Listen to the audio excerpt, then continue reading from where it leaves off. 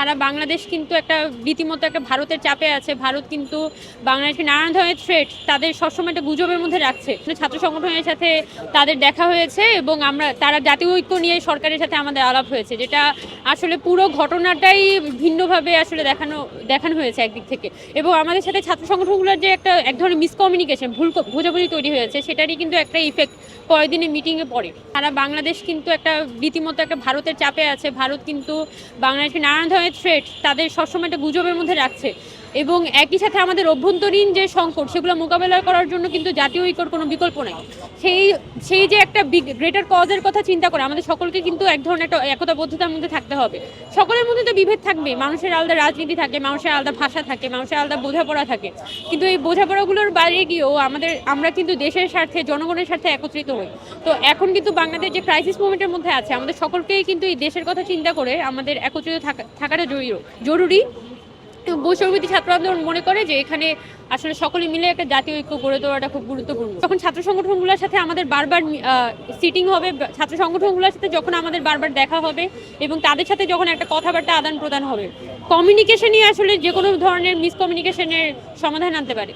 তো সেই জায়গা থেকে সকল ছাত্র সংগঠনের সাথে যখন বৈষম্যবিরোধী ছাত্র আন্দোলন একত্রিতভাবে নানান ইস্যুগুলো সলভ করার চেষ্টা করবে, তখনই কিন্তু এখানে একটা ঐক্যমত তৈরি হওয়া সম্ভব। আমি বৈষম্যবিরোধী ছাত্র আন্দোলন মুখপাত্র হিসেবে চেষ্টা করি যে সকলের জন্য একটা লেভেল প্লেইং ফিল্ড তৈরি করে দেওয়ার এবং কেউ যাতে এখানে একটা এক্সট্রা প্রায়োরিটি না পায়, অন্তত আমি আমার জায়গা থেকে যাতে কাউকে অতিরিক্ত প্রায়োরিটি না দিই, সেই জায়গাটা আমি ইনশিওর করার চেষ্টা করি।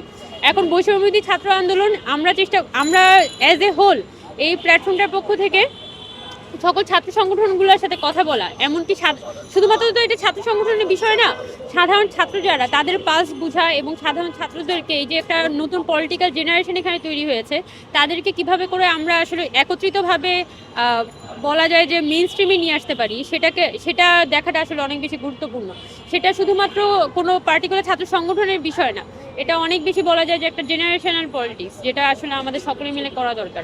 আমরা বৈষম্যবিরোধী ছাত্র আন্দোলন মনে করি যে অবশ্যই এখানে ছাত্র সংসদ নির্বাচনগুলো একটা প্রায়োরিটি দেওয়া উচিত এবং ছাত্র সংসদ নির্বাচনগুলোর মাধ্যমে কিন্তু পরবর্তীকালে আমাদের ছাত্র প্রতিনিধি বা ছাত্র নেতৃত্ব এখান থেকে উঠে আসবে। তো নতুন ছাত্র নেতৃত্ব তৈরি না করে যদি আমরা জাতীয় রাজনীতির দিকে যাই, তাহলে এটা আমাদের দেশের ভবিষ্যতের জন্য কোনো দিক থেকে সুখকর হবে না।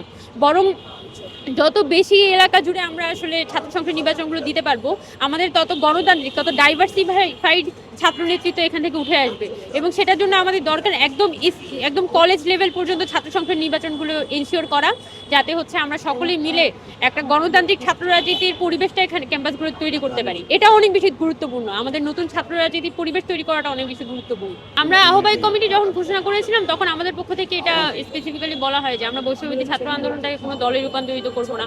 এখন এখান থেকে যদি কোনো গ্রুপ মনে করে যে তারা আসলে পলিটিক্স করতে চায়, ইটস দেয়ার উইল, তারা যেভাবে করে আসতে চায়।